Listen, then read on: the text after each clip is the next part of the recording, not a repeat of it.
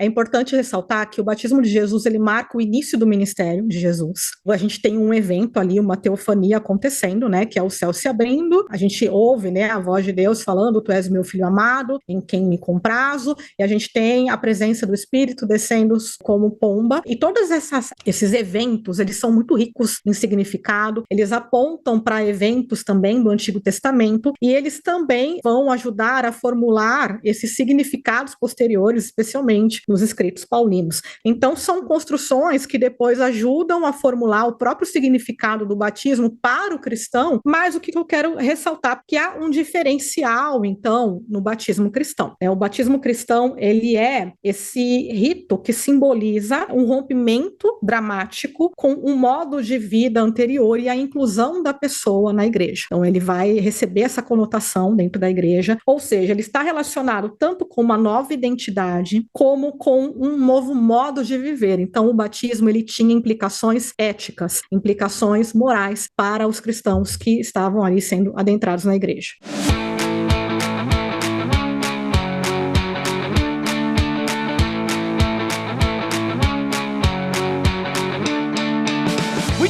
Muito bem, começa mais um BTcast de número 544. Eu sou o Rodrigo Bibo e eu não me batizo pelos mortos, mas quando me batizei morri. Olha que lindo. Olha aí, eu sou o Alex Stalin, e embora eu queira sempre batizar as criancinhas, nem sempre foi assim. Olha. E aqui é a Cíntia, e com certeza o batismo cristão, ele tem uma riqueza de significados muito maior do que normalmente nós consideramos. Olha aí, galera, estamos aqui na série Origens Cristãs. Já demos uma introdução geral sobre o tema, ok? Já demos aquela introdução geral. Cíntia, no primeiro episódio, o que a gente falou especificamente que eu particularmente não lembro mais? Mas como você é a senhora da pauta, talvez lembre. Mas enfim, faz tempo também, né? Então não sei se você vai lembrar. Bom, para a gente recapitular aqui, o primeiro episódio, né, a gente pensou em 3 podcasts. Então, um só sobre batismo, que a gente está gravando hoje, um próximo que será sobre a ceia, e, portanto, o primeiro, ele aborda todos os demais aspectos do culto cristão, bem como o próprio surgimento da igreja, aquela questão, né, dos judeus, dos gentios, se a gente fala, né, dos tementes a Deus, prosélitos, de como que as práticas foram surgindo, a gente fala um pouquinho dos hinos, confissões, enfim. Então, a gente fala de tudo aquilo que não envolve batismo e ceia. E vale muito a pena, quem não ouviu ou não lembra mais, voltar lá, recapitular no episódio, porque algumas coisas a gente vai continuar, né, e vai trabalhar alguns temas que a gente já começou a trabalhar naquele episódio também, então vale a pena recapitular. Muito bom. É o BTcast 522, Origens Cristãs, BTcast 522. É só jogar BTcast 522 no Google ou no YouTube que você vai achar esse episódio, realmente ele tá sensacional. E hoje vamos falar sobre batismo. Sim, senhoras e senhores, vamos falar sobre batismo como os primeiros cristãos, como que a origem cristã entende a questão. Mas antes, é claro, os recados paroquiais.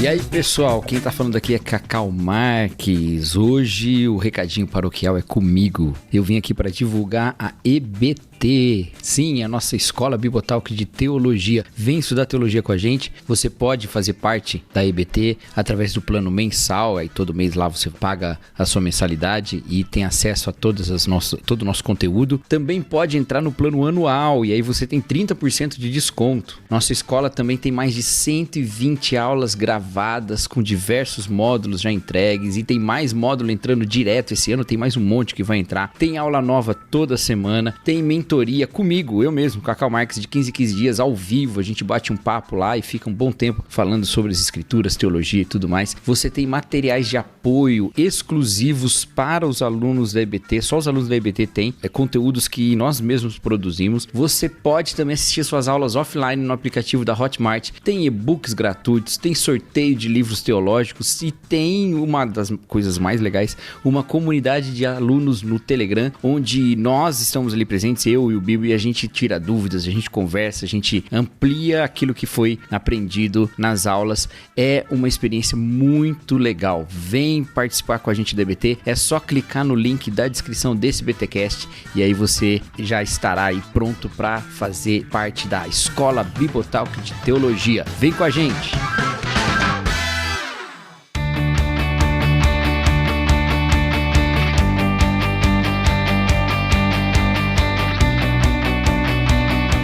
bem, Cíntia e Alex, meus amigos de bancada aqui neste BTcast. Temos esse tema do batismo. Cíntia, introduz um pouquinho para nós esse tema aí, por gentileza, sobre o batismo dos primeiros cristãos. E eu acho legal fazer um disclaimer também, Cíntia, o que nós queremos dizer com primeiros cristãos, né? Porque é legal localizar também em termos cronológicos o que a gente entende por primeiros cristãos. Bom, é importante a gente falar isso, a gente já comentou um pouquinho lá no primeiro episódio, que a gente está considerando até o século IV. Tudo que a gente está falando aqui, a gente não vai passar muito desse período, porque realmente a gente não teria nem condições de falar tudo isso, depois as práticas litúrgicas, elas vão se diversificando muito, então a gente vai estar situado principalmente na igreja neotestamentária, ou seja, aquilo que a gente pode entender dos textos do Novo Testamento, e ali no máximo o quarto século. Isso aí é o padrão para os 3 podcasts dessa série Origens. E aí, antes da gente entrar no podcast, no assunto do batismo propriamente dito, eu acho que vale a pena mais alguns disclaimers, que é a questão de que a gente não está aqui para discutir o que é certo, o que não é certo, ficar entrando nas brigas de pedobatismo ou credobatismo. A gente vai descrever aquilo que a gente consegue perceber por meio dos textos bíblicos e por meio de alguns escritos dos pais da igreja, os primeiros escritos aí que falam de alguma questão de ordem de igreja, de ordem litúrgica. Então, é um episódio mais descritivo, a gente não vai entrar nessas discussões. Então, o nosso propósito é realmente descrever significados e as práticas que a gente pode identificar, né, no que se refere ao batismo dentro dessas primeiras comunidades cristãs dos primeiros séculos. E lembrando que a gente também falou no outro episódio, que todos esses temas de culto, né, de liturgia aí dos primeiros cristãos, eles são motivos de divergência. Então, você vai ler um autor que vai dizer uma coisa, o outro autor não vai concordar com aquilo. Então, é normal que a gente, lógico, vai apresentar um determinado ponto de vista aqui, e não estranhe se você ler algum outro ponto de vista, porque esses temas, eles causam divergência. E causam divergência por quê? E aqui, mais uma vez, algo que a gente já falou no primeiro episódio, porque o Novo Testamento não deixou um manual de culto pronto para a gente. Não era uma preocupação, né, dos discípulos ou mesmo de Jesus citar ali um manual de culto com todas as liturgias, tudo prontinho, e dizer, olha, agora é dessa forma. Tudo isso foi se desenvolvendo de uma forma orgânica, a igreja era bastante diversificada nesse sentido. Com o passar do tempo, isso vai se tornando um pouco mais rígido, mais organizado, mas, assim como hoje ainda existem práticas diversas, a gente pode esperar essa mesma diversidade dos escritos, dos primeiros escritos, dos escritos neotestamentários. Ou seja, as liturgias e ordens eclesiásticas, elas são cronologicamente posteriores aos escritos da igreja primitiva. Alex, até esse lance, né, nós falamos aqui até o quarto século, né? É um recorte muito específico, mas até a leitura da história, ela não é uma ciência exata. Me corrija aí, eu sei que também tu não é professor de história, mas como tu é também da área da sistemática, lida bastante com a questão histórica. Até a própria leitura da história, né? Por isso que tem essa pluralidade, às vezes, de conclusões, não? Porque os pais da igreja, né? O próprio pais da igreja, né? É como se fosse uma entidade monolítica, e não é. Então, até pra galera entender um pouquinho essa diversidade que tem de leituras, de divergências e tal, acho que é importante a gente falar um pouquinho sobre isso também. Fazer um recorte nunca é fácil, né? Você dizer assim, onde começa, onde é que termina alguma coisa, né? O que você pode dizer, antes, depois de Cristo, que é mais ou menos certo, mas, por exemplo, se faz uma distinção entre cristianismo primitivo e igreja antiga, né? Ou seja, para falar, por exemplo, entre a comunidade imediatamente após ou durante a formação do cânon, seria primeiro século, mais tardar início do segundo século, e aí igreja antiga vai ir até onde? Vai até Niceia? Vai até 325? E aí a gente vai chamar de Idade Média? Não dá. Vai até 450 e depois a gente vai chamar de Idade Média? Ou vai até 650 e aí a gente vai chamar de Idade Média? Ou vamos chamar de Idade Média só com o Império Carolíngio, lá na frente, lá no século VIII, IX? Então, é muito complicado fazer separações e dividir. Então, a gente tem que tentar fazer um recorte, para fins até didáticos, para a gente poder entender. Então, o que a gente faz? Vamos falar desde quando os apóstolos estavam aí, até quarto século, por quê? até os concílios. Então a gente recorta dessa maneira para tentar fazer uma aproximação, né? Porque ainda vão ter transformações até o século VII, VIII na questão da prática batismal, especialmente com a evangelização dos vândalos e dos ostrogodos na Espanha, ainda vai ter transformações da prática batismal lá. Então, não tem parada, o tempo não tem parada. Então a gente faz um recorte aqui para ser didático. O tempo não tem parada. Stollrefa Alex 2024. Mas vamos lá, o nosso tema é batismo. E hoje, século XXI, a gente tem de forma predominante nas igrejas duas formas de batismo. A por imersão, consequentemente, credo. Aliás, pior que não, tem batismo infantil que é por imersão também, né? Que a criança... Tem sim, oriental. Que é assustador, inclusive, Sim, eu vendo esses vídeos. Eu fico apavorado. Se for pra ter um filho e não for batizado daquele jeito, eu nem quero. Não, Cíntia, pelo amor de Deus. Meu Deus da aflição.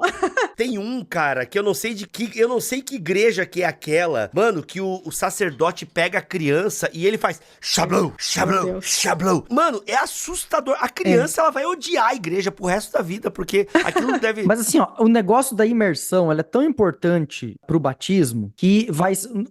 entre o século VI e VIII, eles aumentaram a profundidade dos batistérios no que vai ser Espanha posteriormente, né, que é o reino dos godos lá. Eles aumentaram a profundidade para poder submergir mais, né, porque a profundidade estava mais ou menos em torno de 80 centímetros, então o pessoal tinha que meio que sentar, né, e aí eles aumentaram para poder realmente ficar debaixo da água. A aspersão, né, esse negócio de só jogar uma aguinha, surgiu à medida que eles foram indo para o norte, para regiões mais frias e num contexto onde não havia mais a figura do batismo de conversão, né? O cara se converteu, agora, né, nós convertemos aquela tribo lá, agora eles vão ter que se batizar. Então, quando isso sumiu, a ideia de conversão, que a gente entra num regime de cristandade, que poderia ser uma das características de feudalidade também na história da Europa, pelo menos, aí a gente vai falar de aspersão, embora a aspersão já tenha sinais lá para trás, mas aí a prática da aspersão vai ser mais clara. Então, tem que entender que essas mudanças litúrgicas, elas são fruto de um momento cultural da igreja.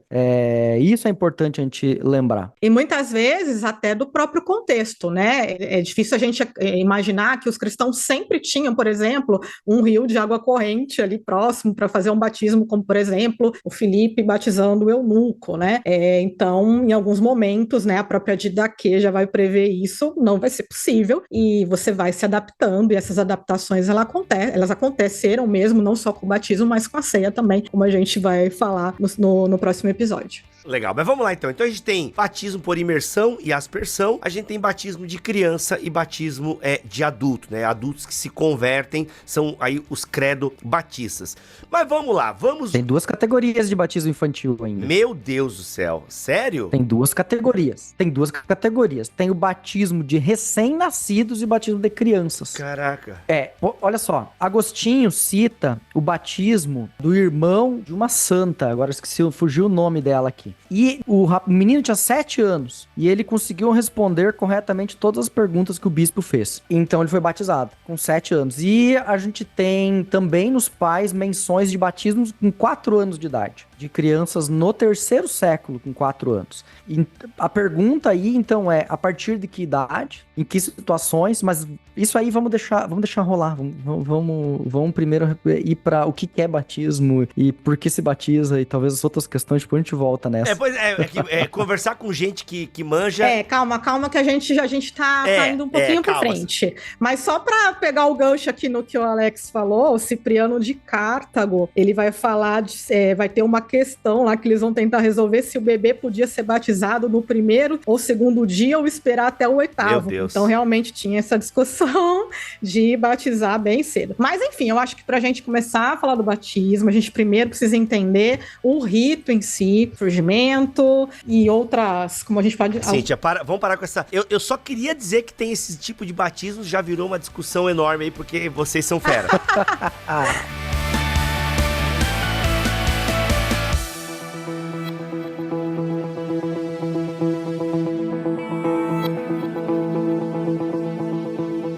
Mas vamos lá, mas como é que era antigamente então? Porque a gente tem na Bíblia, vamos pegar o Novo Testamento aqui, a gente tem João Batista. Vamos lá, o nome inclusive do cara, João Batista. E ele tá lá no... Eu quero ir um pouquinho antes de João. É o adjetivo, não é o nome dele. Ele é um batizador. É tipo Jesus ou Cristo, né? Não é sobrenome. Oi, meu nome é Jesus Cristo, não é meu sobrenome.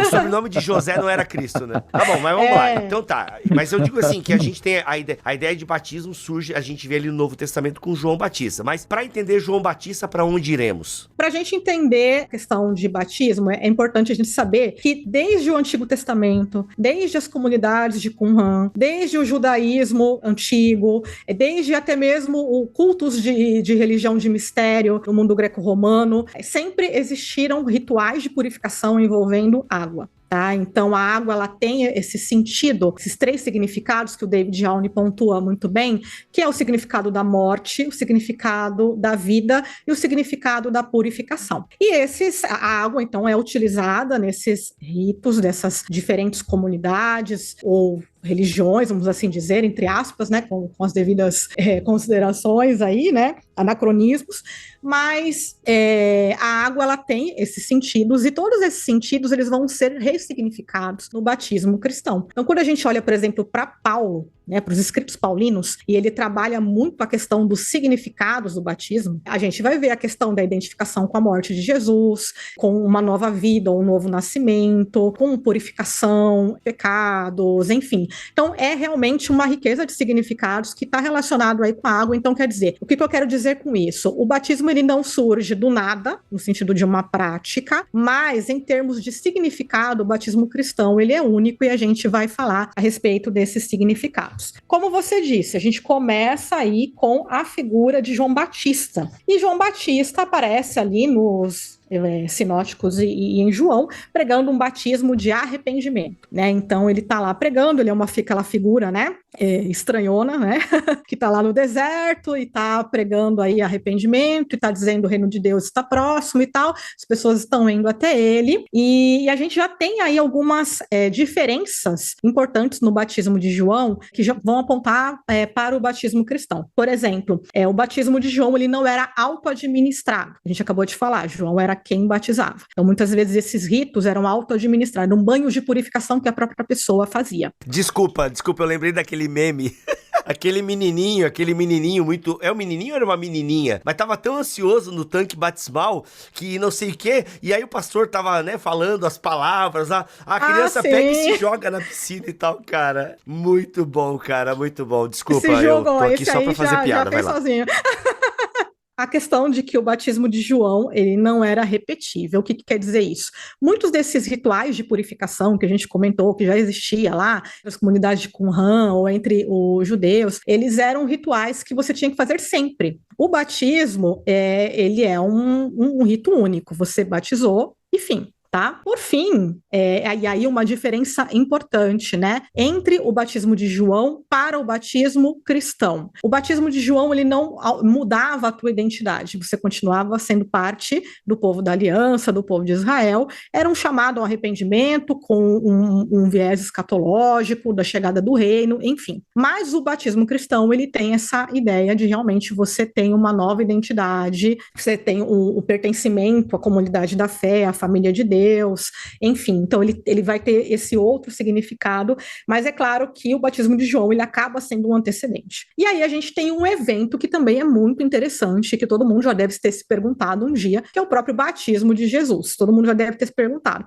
por que que Jesus foi batizado por João Batista se ele não tinha pecado? Essa pergunta todo mundo já deve ter feito, essa pergunta também se fazia lá entre os pais da igreja. O próprio Inácio de Antioquia, ele vai dizer que, por exemplo, Jesus, ele se batizou para purificar as águas pela sua paixão, né? Então, eles já começam a formular algumas ideias, isso lá no século II, mas o que a gente tem como resposta por exemplo, lá em Mateus, Jesus vai dizer que ele está cumprindo a justiça, né? No sentido, então, normalmente a gente entende o batismo de Jesus, obviamente que ele não tinha pecado, mas na ideia de que ele está se identificando conosco, ele está se identificando com o seu povo e cumprindo aquilo que era necessário para que viesse a justiça de Deus, o reino de Deus, enfim, nesse sentido. Agora, ô Alex, só para cortar um pouquinho teu pensamento aqui, Cíntia, mas pensando agora no batismo de Jesus. Cara, O batismo de João, que é o que Jesus sofre, por assim dizer, sofrer não é a palavra mais adequada, mas enfim. Recebe, exato. É um batismo, assim, pra pecador mesmo, pra galera, assim, que percebeu que o reino de Deus tá aí, que o machado tá aí, arrependam-se. É um batismo muito, muito enérgico nesse sentido, o batismo de João. É um batismo, assim, tipo... E aí Jesus vem lá e faz esse batismo. Cara, como é que era isso na cabeça da galera? Porque, assim... Inácio de Antioquia já é um tempo depois. E a gente não vê os autores do Novo Testamento discutirem isso, né? Não. É porque, assim, tem esse lance da identificação já, ele estava se identificando com a gente. Não tem isso, né, no Novo Testamento. Isso já é uma teologia, né? Eu creio que talvez a teologia da identificação, obviamente uma construção da comunidade, né? Você vai ver isso de forma mais clara em Paulo, em Hebreus, a identificação. Nos evangelhos, especialmente nos relatos que nós temos ali, a chamada teologia do reino, ainda não tá tão claro, mas é uma identificação com o anúncio do reino, tá? Porque também Jesus vem e anuncia o reino está próximo. Ou seja, há uma continuidade do anúncio do reino entre o Batista e Jesus. E nesse sentido de continuidade, o batismo de Jesus por João é mais um aspecto de continuidade da pregação daquele que anuncia o que haveria de vir e aquele que vem e agora anuncia que o reino está próximo. Só que esse está próximo não é mais distante, é um próximo mesmo, né? Alguns até podem traduzir como é chegado, né? Porque é o engus lá, que é bem local, né? Assim, dá uma impressão mesmo que o negócio não é que tá vindo, é que já tá aqui, só que ainda de uma forma que ainda não é plenamente percebida. Os olhos da fé enxergam que já está. Então, por isso tem uma continuidade aí. E a ideia de Jesus se identifica com o pecador assumindo o batismo para o arrependimento, isso eu creio que sim, é uma leitura possível, mas exige ler ela a partir de um Paulo, tá? Exige olhar de outra maneira, né? Então é um pouco a polissemia aqui do batismo. Legal. Continua, Cíntia, no seu flow. Quer dizer, aqui é o BTcast.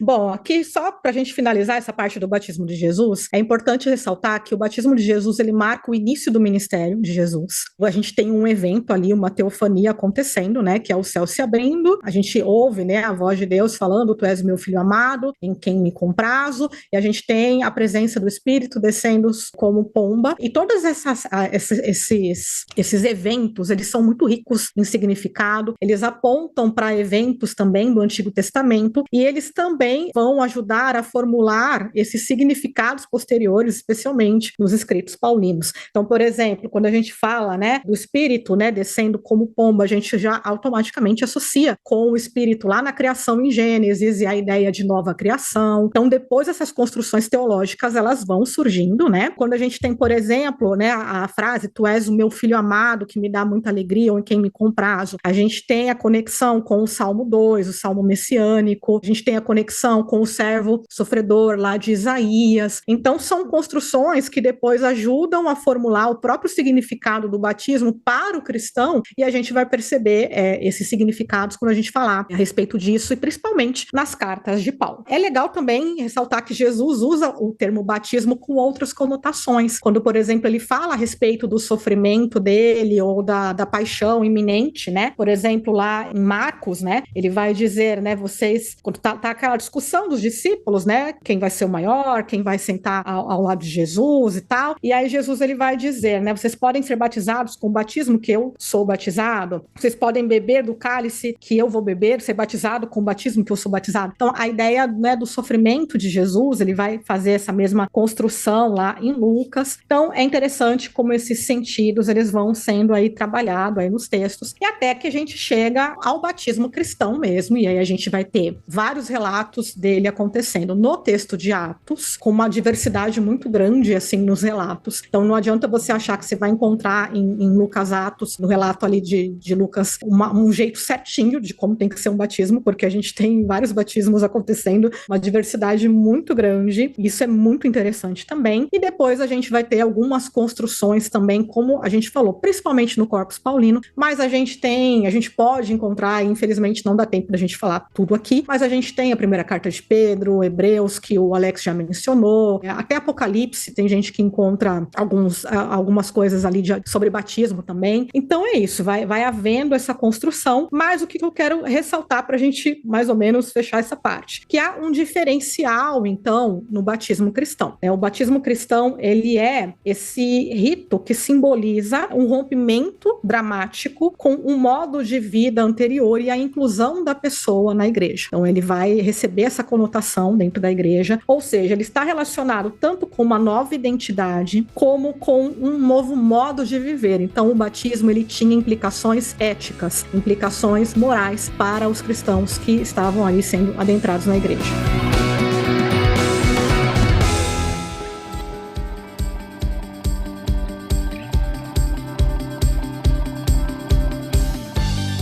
É muito legal pensar no ministério de Jesus. Gente, a minha voz deve ter mudado ao longo deste BTcast, porque uma gripe me atacou na manhã dessa gravação, e agora, no exato momento dessa gravação, o bicho pegou. E o meu nariz fechou, simplesmente fechou. Mas vamos lá, mesmo assim com essa voz que é nasal, vamos continuar aqui.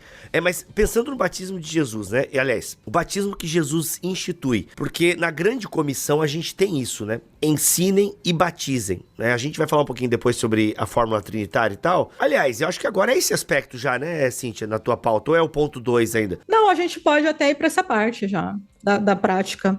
Mas enfim, o que eu quero entender é o seguinte, como a nossa teologia do batismo, ela realmente é uma construção mais posterior, porque se você pega só os evangelhos, cara, não tem muitos detalhes. Pegar os evangelhos, Jesus sendo batizado por João, e depois Jesus pregando o evangelho do reino, e depois no final Jesus tá falando, olha, vão, ensinem e batizem em nome do Pai, do Filho e do Espírito Santo. Então assim, e aí eu acho que é o que você falou, né? Cara, esse batismo, a gente faz uma associação com o batismo de João, acho que é inevitável, é o que a gente tem no texto para fazer a associação, porque o batismo de João era um batismo de gente arrependida, né?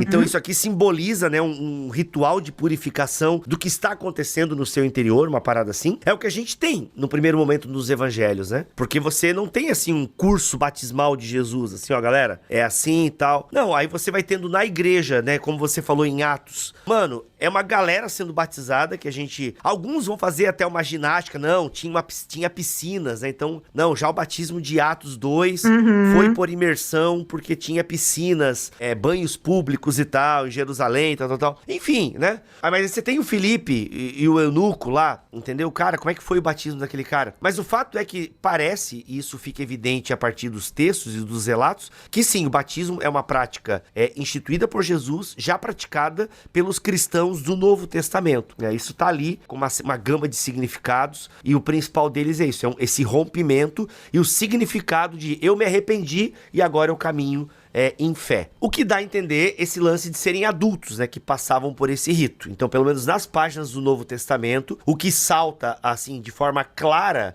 aos olhos, são adultos arrependidos caminhando o caminho de Jesus. É o batismo de conversão, né? É o que... Esse tá claro, tá óbvio, não tem nem discussão, né? Que teve discussão lá na década de 30, 40, lá a discussão do Kurt Aland versus o Joachim Jeremias, sobre o significado de oikos, né? Sobre se todos os da casa, o que significa todos os da casa, né? Aí o Jeremias ia dizer que os da casa inclui crianças, o Alan vai dizer que não inclui, então aí ficou essa discussão lá atrás, né? O que é óbvio, assim, até uma das questões que o Christoph Marx, que é um historiador de igreja primitiva atual, né? Ele fala que é uma questão que não tem como provar nem A nem B. Não tem como provar que não tinha criança e não tem como provar que tinha criança. Então, fica assim, mesmo, por exemplo, uma análise de apócrifos do Novo Testamento para dizer assim, vamos olhar os apócrifos para ver se tem menção a isso, também não resolve a situação. Então a gente não tem certas coisas que não dá para tirar do texto, né, nem pôr. Mas assim, o significado básico, conversão, a questão do perdão dos pecados, que ela fica ligada, por exemplo, a Marcos 16:16, e aí a pergunta é se o 16:16 vai ser canônico ou vai ser incluído no trecho que a gente vai tirar fora, por ser o final curto ou final longo. Então, daí pergunta se salva ou não salva, né? Então, aí entra a pergunta da regeneração batismal. Então ela tem ou não tem base. E a questão de Hebreus, que é a do selo, né? Se vocês foram selados ou não foram selados com o batismo. E aí, se vocês foram selados, vocês receberam o Espírito no batismo. Então são essas questões que ficam em aberto no Novo Testamento, porque o Novo Testamento fala, mas não fecha a questão. Eu só queria fazer um breve comentário dessa questão do batismo de todos da sua casa, porque eu acho muito interessante a gente pensar na construção da sociedade romana daquela época. Então, por exemplo, a gente tem alguns textos que são bem famosos, então a conversão ali do carcereiro, a conversão de Lídia, quando é dito essa fórmula, né? E todos os da sua casa foram batizados. Quando a gente entende como funcionava a família no mundo romano, a gente sabe que existia ali o pater familias, que era o líder ali da casa, e ele também era, e aí essa é uma expressão que eu tenho certeza que você já ouviu em algum lugar, considerado como o sacerdote do lar. Ou seja, o que significa?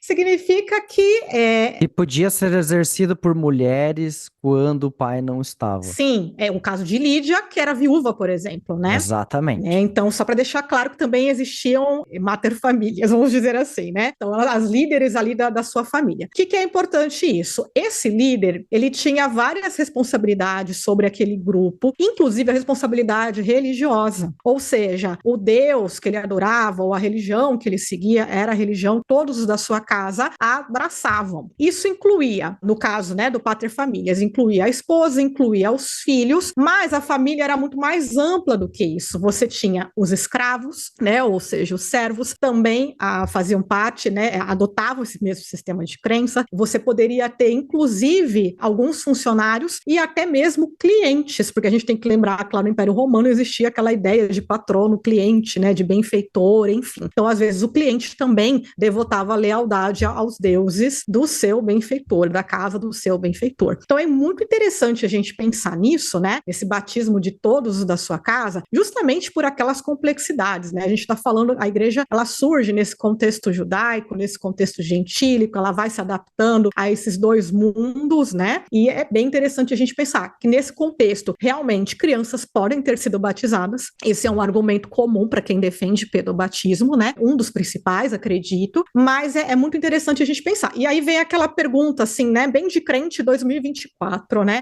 Mas a pessoa não aceitou Jesus, ela foi batizada? E aí eu gosto, né, da fala do Andrew McGowan, que ele vai falar que existem diferenças entre as visões atuais e antigas sobre experiência individual, religiosa, valores comunitários. Então não adianta a gente querer pegar, né, hoje a ideia nossa que a gente tem de aceitar Jesus e querer transportar isso para uma sociedade que era muito coletivista, que entendia, né, a fé e a religiosidade de uma forma completamente diferente. Então não fere em nada aquilo que a gente acredita. A gente só precisa realmente entender o texto dentro do seu contexto. Então eu só queria falar disso porque eu acho bem interessante essa parte. É que a adesão não era uma questão puramente cognitiva, né? Uhum. Porque a gente tá acostumado com uma lente racionalista em que eu preciso concordar com o dogma, né? Pra ter o aceite. Não quer dizer que tá errado isso. Uhum. Tá errado isso, mas na antiguidade você participava da comunidade de sentido. Vou usar agora aqui um termo mais atual, comunidade de sentido. Você participava da comunidade de sentido. Então o batismo era a entrada na comunidade de sentido, tá? O batismo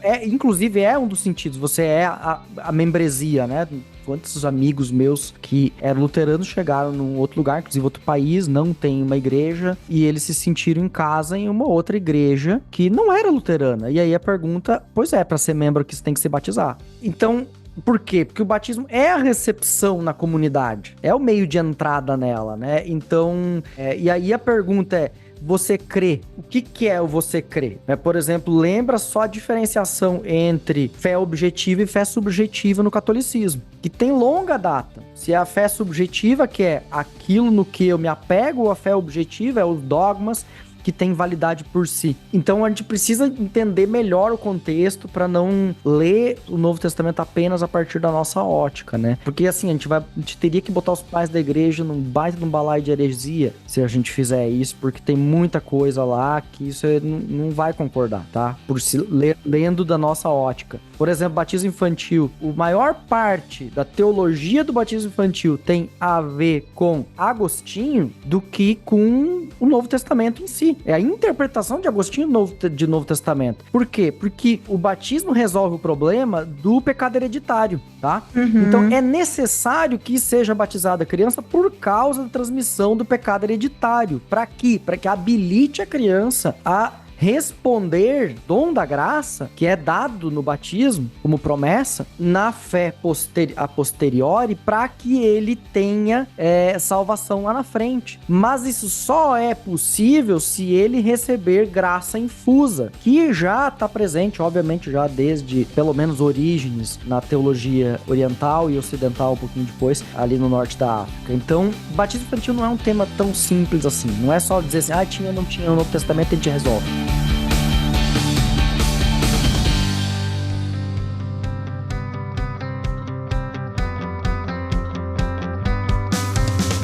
Agora vamos lá, gente. Já que abriu esse parênteses do batismo infantil, eu acho legal a gente... Galera, a gente vai ter um episódio sobre o aliancismo, tá? Já até falei com o Paulo On, e eu quero ter um episódio sobre o aliancismo, porque a teologia do batismo infantil tá muito ligada à questão aliancista. Se bem que eu não sei como é que é isso na igreja luterana, né, Alex? Deve ser um outro princípio. Não tá ligado. Não tá ligado, né? Não, tá ligado com a sacramentalidade. Aí a gente conversa melhor com os anglicanos. Olha aí, que é a junção dos mundos aí. Então o que acontece? Mas dentro da teologia da aliança, tal, enfim, a gente não vai entrar nesses detalhes aqui. Mas vamos lá. Quando que a gente tem, assim, pra ficar bem claro, no Novo Testamento, a gente pode colocar ali, se é casa, pode ser que tenha sido criança. Mas a gente não tem nenhuma criança no Novo Testamento sendo batizada de forma clara. Isso a gente não tem. A gente só tem adultos sendo batizados. E aí o que acontece? Quando que a gente tem aí na história, vocês mencionaram em algum momento aqui do podcast, que a citação do fulano de tal já é segundo século e tal. Quando que a gente tem registros assim de, isso aqui tá indicando batismo infantil já nesse período? Cipriano, eu acho que foi uma das primeiras, se eu não me engano. Mas essa galera é do segundo século já, não é? Cipriano, Tertuliano, ele questiona. Ou seja, cento e pouco depois. A gente tá falando de século... é terceiro século, então. Isso. Dando 200 e pouco. Terceiro, tá. Porque assim, a gente não tem prova material, porque é o seguinte, por exemplo, se foi feita a tentativa arqueológica de analisar a situação, né? Pela construção dos batistérios. Então se percebeu o seguinte, que os batistérios foram sendo modificados ao longo do tempo para incluir o batismo de crianças. Mas era muito comum que o batismo de criança fosse feito como é feito numa igreja hoje luterana, anglicana, presbiteriana moderna, com uma bacia. Então, assim, a bacia joga fora, né? Não fica lá. Então, não tem prova arqueológica, porque não tem como ter uma prova arqueológica desse tipo de instrumento lá, enquanto que o batistério ficava escavado lá, fica mais fácil de mostrar que existia. Então, a gente não tem, a gente só sabe, assim, textualmente, terceiro século. Porque, assim, a gente tá falando aí de 200 e pouco depois de Cristo, né? A gente tá falando aí de 3 gerações, no máximo. Então, cara, é bem cedo mesmo, né? É bem cedo. E isso, de alguma forma, é substancial. E aí, depois, quando começa a ficar mais substancial, assim, crianças são batizadas e isso tá largamente, assim, mais comprovado. Pós-Agostinho vai ser um pouco mais claro, tá? Por causa da teologia do Agostinho. Quinto século daí. Exato. E aí, Idade Média, quando batismos de conversão não são mais comuns. Aí vai ser pregado, vamos dizer, em larga escala o batismo infantil, porque aí sim faz sentido falar de aliança, entende? Aí a teologia da aliança faz sentido. Nesse contexto em que há família crente. Posso puxar um gancho dessa conversa? A gente tá meio que assim, a gente vai pra pauta, sai da pauta, vai pra frente, vai pra trás, mas enfim. Mas isso é BTcast, Cíntia, isso é BTcast. Isso é BTcast. A gente BTcast, odeia a pauta, BTcast. mas ao mesmo tempo ama, porque ela guia, entendeu? É isso aí, a gente vai no flow. Não, no BTcast. Por que que é importante falar a respeito, né, aí o Alex falou a respeito da consolidação, né, do batismo infantil. A Sandra Glenn, ela faz uma observação interessante, que conforme se consolida o batismo infantil, também coincide com a época em que as mulheres foram sendo barradas das lideranças das igrejas. Então, é interessante que ela observe esse paralelo, ela fala disso no livro dela, inclusive citando uma outra estudiosa. Por quê? Porque aí já é uma questão também relacionada com a prática do batismo. A gente não sabe em que momento isso começou, como diz o Rusto Gonzalez, mas a gente tem aí evidências de que os cristãos se batizavam sem roupa. E aí fica um pouquinho complicado a gente imaginar mulheres sendo batizadas por homens. Logo, todos que defendem essa ideia entendem que existia uma forma de separar isso e que quem cuidava, né, há alguns que ainda vão tentar dizer que o rito tinha várias etapas, uma primeira etapa era feita só com mulheres, depois o bispo finalizava ali o rito e tal, quando a pessoa já estivesse vestida, mas enfim, existem várias suposições. Mas o importante é, se a mulher está nua, quem batiza a mulher é mulher. Logo, existe mulher com função na igreja, função de liderança. Diaconisa, principalmente, né, que é o que a gente tem mais evidência, ou até mesmo presbítero, a gente pode questionar. E conforme o pedobatismo ele vai se consolidando, não há mais essa necessidade. E coincide mais ou menos com a época em que as mulheres também vão sendo aí barradas, vamos dizer assim, das funções de liderança. Eu sei que tem gente que não vai concordar, que é polêmico, mas é isso, gente. Olha aí, olha aí. Esse negócio de batizar pelado, a galera não tá preparada pra isso ainda. E galera, não quer dizer que a gente precisa imitar isso aí também, tá? A gente pode continuar com esse ritual pagão de botar a galera vestida de branco, tá tudo bem. É melhor copiar o ritual. Graças a Deus, não. Quando a gente falar dos significados do batismo, a gente vai explicar o porquê desse negócio do pelado, né? Mas aqui, só para a gente fazer um fechamento, a gente está falando aqui de práticas, tá? O que a gente observa pelo texto bíblico? As práticas são diversas. A gente não consegue, então, fechar. É água corrente, é um rio, aonde é aspersão, é imersão. A gente não consegue visualizar isso claramente no texto bíblico, isso não está claro. Quando a gente olha para Atos, a gente vê uma diversidade muito grande de batismos, e nesse sentido eu gosto muito de uma fala, o Rusto Gonzalez, que ele vai dizer o seguinte, que o Espírito Santo é absolutamente livre para decidir onde ser derramado, onde se manifestar, seja antes do batismo, depois dele, seja no próprio batismo, seja na imposição de mãos, seja em qualquer momento, porque a gente vai ver, né, os relatos de Atos, eles são muito diferentes dessa questão do dom do Espírito e do batismo, enfim, não era uma preocupação dos autores bíblicos de sistematizar, de trazer para a gente uma doutrina sobre isso. Então, essa questão também vai se refletir na questão da própria fórmula batismal, é o que a gente comentou. A gente tem lá em Mateus, né, em nome do Pai, do Filho e do Espírito Santo, essa fórmula ela vai se tornando comum com o passar do tempo na igreja. A gente já tem a didaquê, que muitos o colocam ali no primeiro século ou início do segundo século, já fala do batismo em nome do Pai, do Filho e do Espírito Santo, mas a gente também sabe que vários estudiosos fazem essa relação entre a didaquê e o Evangelho de Mateus, então existem algumas conexões mesmo, mas quando a gente olha para Lucas, Atos, né, e para Paulo, a gente vai ver outras fórmulas de batismo. Então a gente tem batizado em nome do Senhor Jesus, em nome de Jesus Cristo, em nome do Senhor, batizados em Jesus. Então a gente percebe que existe essa diversidade, então não adianta a gente ficar muito quebrando a cabeça sobre isso. Não sei se o Alex quer falar alguma coisa sobre isso, mas a verdade é que com o tempo a fórmula trinitária ela foi se consolidando. Exato, a forma trinitária acaba ficando, e a pergunta sempre que vai ter é se é uma inserção ou não posterior ali da forma trinitária em Mateus ou não, enfim, essa discussão deixa para crítica textual, mas sim, houve uma evolução no pensamento batismal e há diferenças de compreensão batismais dentro do próprio cânone. Ou seja, há diferenças entre compreensão de Mateus, Lucas, Atos, Marcos, Hebreus, Pedro. Em que linha? Numa linha de uma compreensão mais simples, batismo da conversão, ou seja, arrependimento, em direção a uma teologia mais desenvolvida de um batismo de regeneração, tá? Que vai ser lá, por exemplo, Pedro, que vai ser uma literatura mais tarde, que vai apontar, por exemplo, vai fazer analogia com Noé, com o ser salvo por meio das águas. Ou seja, há essa mudança de significado de um batismo de arrependimento para um batismo de regeneração. Então, a gente precisa colocar essas várias perspectivas, essas várias teologias batismais dentro do Novo Testamento em conversa, para a gente não achar que toda vez que aparece batismo está falando da mesma coisa. Está falando do mesmo rito, sim, mas com sentidos um pouco diferentes, nuances diferentes. Há uma polissemia do termo batismo. O próprio David Allen, ele define o batismo como um ritual polissêmico. Então, é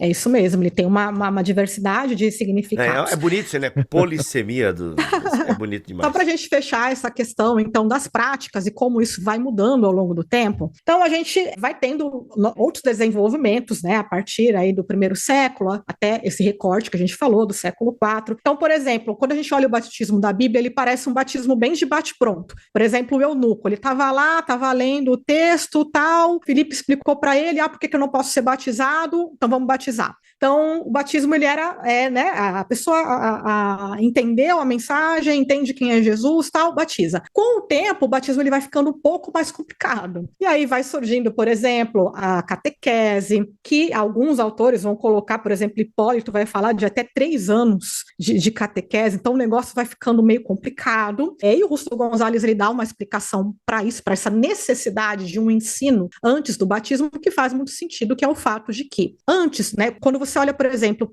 para um judeu, que ele vai lá, ouve a mensagem de Jesus e entende que Jesus é o Messias. Você não precisa explicar para ele que Deus é criador, você não precisa contar para ele toda a história de Israel, ele já tem toda essa base. Um gentil não tem. Então, conforme a igreja vai se tornando cada vez mais gentílica, há uma necessidade maior de um ensino. O cara está saindo de um mundo totalmente politeísta, de crenças completamente diversas, e você tem que mostrar para ele, né, a ideia do Deus criador, o Deus de Israel, toda aquela história até chegar a Jesus. Então, a ideia de que realmente vai sendo necessário um tempo maior para ensino. E aí tem a ideia também, né, que o Rusto Gonzalez ele fala, a gente até falou um pouquinho no primeiro episódio, de que com o tempo o culto ele é dividido na liturgia da palavra e na liturgia da mesa, e quem não era batizado poderia permanecer nessa parte da liturgia da palavra, que era a parte mais do ensino, mas a parte da liturgia da mesa, que era a ceia, a Eucaristia, quem não era batizado não podia participar, então a pessoa ia embora. E aí, depois de batizada, ela participava da ceia. Essa ideia também de participar da ceia depois do batismo já está lá na Didaquê também, então essas coisas,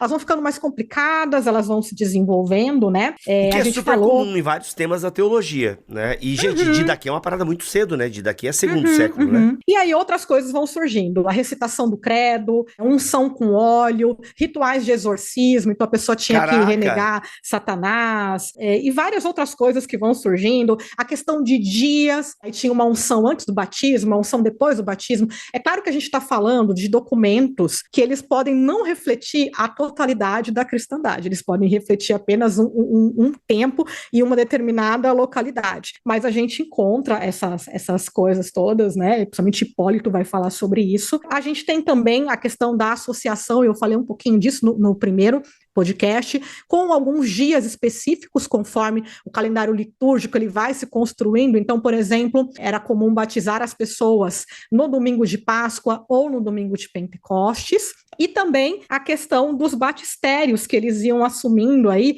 eles eram construídos com alguns formatos que já apontavam para os símbolos do batismo, para os significados do batismo, que é o que a gente vai finalizar aqui o podcast. Então, a gente tem, por exemplo, a igreja mais antiga, né, que se descobriu, que é a igreja lá em Dura Europos, lá mais ou menos no século III, se eu não me engano, tá? Acho que é século III, ou IV. Então, a gente tem essa questão dos batistérios assumindo formatos diferentes conforme os significados do batismo. Então, Ambrósio de Milão, por exemplo, no século IV, fala de um batistério octagonal, a gente falou isso no episódio anterior, a ideia do 8º dia da criação, né? Tem relação também com o domingo, enfim, a gente comentou isso bastante no primeiro episódio, mas a gente vai encontrar, por exemplo, batistérios em formato de cruz, em formato de caixão, simbolizando a morte, simbolizando, né, a crucificação, enfim, então eles vão assumindo esses outros significados, né? E aí vale a pena, a gente já falou um pouquinho disso, a gente começar a falar a respeito dos significados do batismo. A gente não vai conseguir esgotar tudo aqui, mas acho que os principais deles, né, principalmente nos textos de Paulo,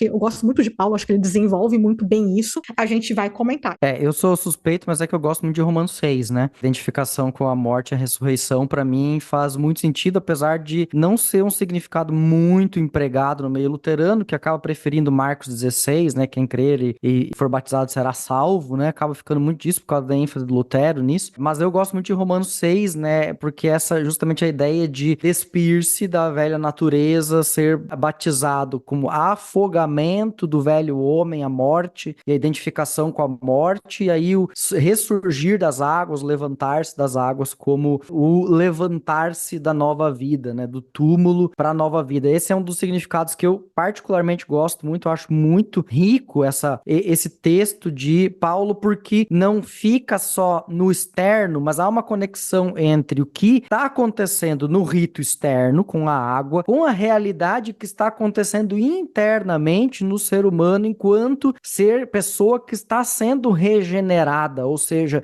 duas coisas acontecem ao mesmo tempo. Ao mesmo tempo em que você é baixado na água, você morre, e ao mesmo tempo em que você sobe, você vive. Então, não é só um sentido, é um fato, é algo teológico que está acontecendo, é uma realidade teológica que está acontecendo, é um rito performático, vamos dizer assim como Jesus tinha parábolas que performavam o batismo, aqui em Romanos 6 tem essa dimensão performática, que eu acho que a gente poderia recuperar mais, por exemplo, na igreja atual. Eu acho que um outro significado que eu gosto muito e que tem a ver com aquilo que a gente falou, né, dos cristãos se batizando nus, né, é a questão do despir-se, né, de uma velha natureza, do velho homem, se revestirem de uma nova natureza ou do novo homem segundo a imagem de Cristo. Isso a gente encontra, né, essa construção tanto em Gálatas como em Colossenses, e eu acho que é muito interessante, e o próprio fato disso se refletir ali no rito do batismo mostra que essa era uma metáfora muito importante para a igreja. Perfeito. Também aponta para algo que eu acho muito legal nas cartas de Paulo, que sempre tem aquele viés parenético. Paulo sempre está preocupado com o modo de vida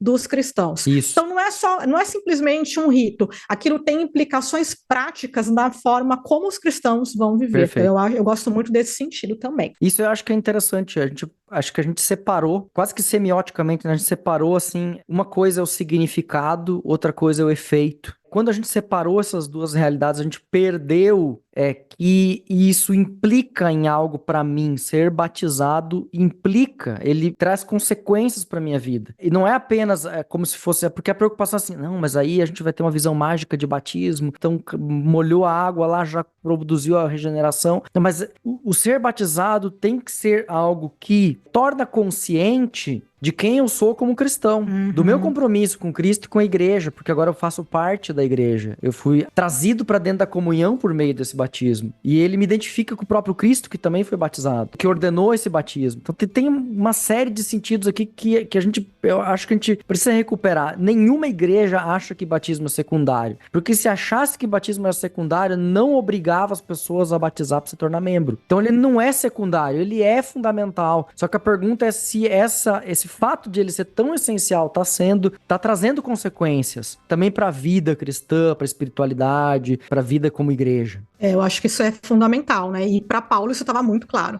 né? Tudo que Paulo entende, tanto na ceia como no batismo, tem implicações muito práticas para a vida da comunidade, para questões éticas. Então, eu acho que isso é muito legal. Eu sou fã de Paulo nesse sentido. Por fim, eu queria falar uma observação interessante, né? Que muitos desses textos que a gente comentou aqui agora, né? Alguns consideram como fórmulas batismais. Ou seja, que poderiam ser usadas na própria liturgia quando os cristãos eram batizados, né? Como, por exemplo, Gálatas 3, 27 e 28, porque todos vocês foram batizados em Cristo, de Cristo se revestiram. Assim sendo, não pode haver judeu, nem grego, nem escravo, nem liberto, nem homem, nem mulher, porque todos vocês são um em Cristo Jesus. Então é muito possível que textos como esse fossem recitados nos próprios batismos, né, das comunidades paulinas. E o próprio N. Mickes, ele vai fazer uma observação interessante de que alguns desses temas, né, que a gente falou aqui do batismo, desses significados, eles acabam ocorrendo também naqueles que a gente chama de hinos, né,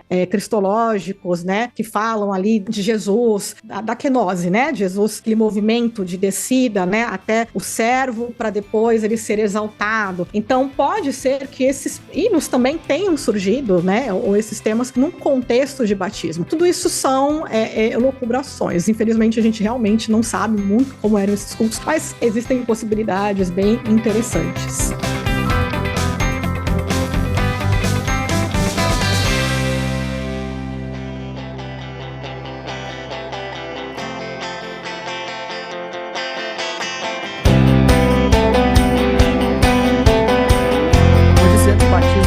são secundárias, como a gente viu aqui, desde o princípio, desde do Novo Testamento, um significado, uma importância muito grande do batismo para a vida cristã. Não falo aqui porque para luteranos o batismo é importante, senão nós não teríamos uma igreja batista, né? Acho que também os batistas se preocupam, senão eles não deixariam esse nome na sua igreja. Todos nós, como cristãos, vemos de maneiras um pouco diferentes, nuançadas, que o batismo é, sim, um rito fundamental para a vida cristã. Por isso, a gente precisa, e é tão importante a gente olhar para a história da igreja e verificar essas etapas da construção de sentido, desde o Novo Testamento, como esse sentido foi recebido, entendido pela igreja dos primeiros séculos, e como ela chega até hoje para nós, para que a gente possa também viver o batismo. Essa é uma frase bem luterana, né? Viver o batismo. Lutero dizia, tem que lembrar todos os dias eu sou batizado, porque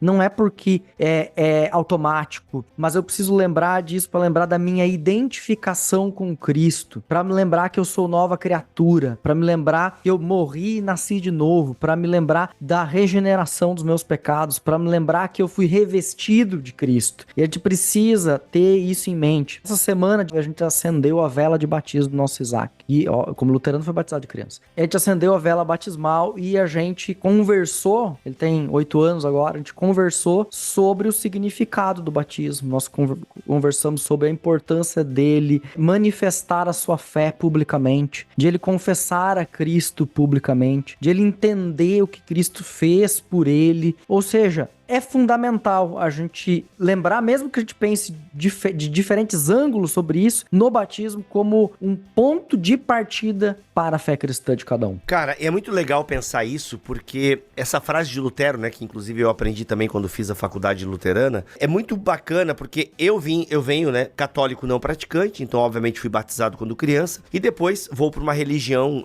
conversionista, e lá sou batizado e tal. E realmente o meu período de batismo foi muito especial, foi bacana, né, um adolescente de 17 anos. Eu acho que eu me batizei 6 meses depois, né, da minha conversão, por assim dizer. Eu não lembro ao certo. Mas, cara, batizei junto com os meus amigos e tal, e foi realmente um período muito bacana. Mas é incrível como a gente esquece isso, né? Esquece. E é claro que a gente recebe pregação sobre santificação e tal, não quer dizer que a gente abandona a vida cristã. Mas o batismo, ele tem algo especial, realmente, como a gente falou ao longo dessas 1 hora aqui, né? O batismo não é qualquer coisa, é algo realmente importante da liturgia cristã e da adoração cristã. Esse é o nome, inclusive, né? Faz parte da adoração cristã primitiva. E esse lance de, cara, lembre-se todos os dias que você foi batizado, eu acho que realmente é muito bacana. Eu acho que, inclusive, você que tá ouvindo esse podcast agora, lembre-se, você foi batizado. O que isso representa pra sua vida diária perante Deus, perante a comunidade? Porque o batismo é isso, né? Uma vida perante Deus e a comunidade. Porque não é um autobatismo, né? Você foi batizado por alguém. Então, cara, isso é muito sério, isso é muito legal, realmente, a gente lembrar do que isso significa. E é um chamado, obviamente, à santificação e à vida diária com Deus, né?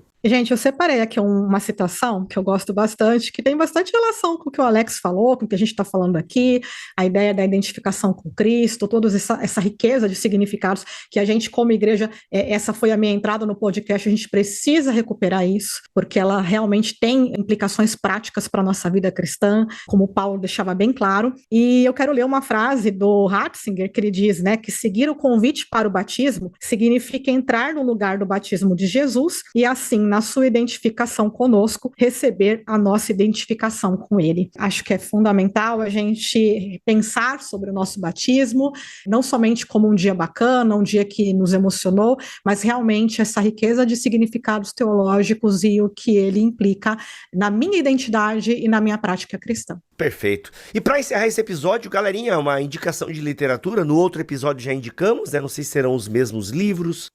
Eu só continuo com o Ralph Martin. Ele tem um capítulo bacana sobre batismo, adoração na igreja primitiva, Ralph Martin. Ou seja, esse livro aí, esse livro da Vida Nova, ele é uma ótima introdução a todos esses temas aí, galera. Isso, ele é uma ótima introdução, tá? E é pequeno, infelizmente, tá? A maior parte dos livros estão em inglês, tá? Mas eu vou recomendar, se você tiver, né, esse livro está fora de circulação, mas se você tiver ele para trabalhar essa questão dos significados, Dicionário de Paulo Paulo e suas cartas, isso é uma raridade. Eu mesma não tenho em português, eu tenho em inglês, ficou mais barato do que comprar em português. E eu vou recomendar o N-Mix, Primeiros Cristãos Urbanos, também é uma obra em português e que tem um bom referencial para a gente entender a prática do batismo. E se você for rico, você compra aí o novo do James Dunn, que saiu começando em Jerusalém. Se você tiver uns 200, 300 reais, compra ele também, que é sucesso. Que editora que é? Que livro que é esse? É da mesma coleção do Jesus Recordado lá, não? Então, o Começando em Jerusalém, do James Dunn, ele é de uma parceria da editora Paulus com uma editora chamada Biblioteca Teológica. Então, eles estão para lançar... Sim, é a mesma coleção. Isso, é uma trilogia, né? A gente teve o lançamento do segundo, então se você tiver dinheiro, quiser investir nisso, é uma coleção que vale bastante a pena e está disponível nas lojas da Livraria Paulus. Então é fácil de achar. Legal, cara. A gente fez um podcast sobre o Jesus Recordado, é um catatal. Nossa, agora tem a continuação, muito bacana. James Dunn, pra quem não sabe, né? Grande erudito. Eu comprei ele justamente porque é nesse segundo volume que vai estar falando mais a respeito da igreja. Culto, da liturgia na igreja. Legal, muito bom, muito bom. É isso. Alex, quer indicar alguma coisa? Eu tenho uma indicação aqui pra alguém que forem muito nerds de teologia. São 3 volumes da De Gruyter. Ablution, Initiation and Baptism, Late Antiquity, Early Judaism and Early Christianity. E aí, esse daí são 4 autores, o Helmholm, Weg, Nordeval e o outro Helmholm deve ser o irmão dele, provavelmente. E aí tem, sei lá, assim, dezenas de artigos ali dentro. É um treco gigantesco e... Enfim, aí é pra nerd mesmo do assunto. Galera, vocês acabaram de testemunhar um batismo no Espírito Santo aqui, Alex falando em línguas. Não, é inglês. Meu Deus, que não, é isso, não, Alex? Isso é tudo em inglês. É inglês. Olha, você que é nerd, mas Alex, isso é em alemão? Tu falou uma parada em alemão? O que tá que é? Tá em inglês e tem alguns artigos em alemão no meio lá, mas a maioria do livro é em inglês. Seria ablução, iniciação e batismo. Tá em inglês, não, lê em inglês, vai lá aqui. Ablution, Initiation and Baptism. Ok. Agora deu pra entender. Antes parecia uma língua estranha, uma rajada.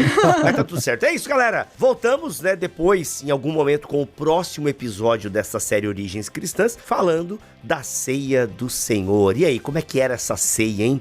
Era um pãozinho com vinho? Era uma refeição? Como é que acontecia a ceia, né, na igreja primitiva até o 4º século? E esse time vai voltar pra gente pensar mais esse tema, tá bom? Obrigado, Alex. É nóis. Obrigado, Cíntia. É nóis. Voltamos na semana que vem, se Deus quiser assim permitir. Fiquem todos na paz do Senhor Jesus.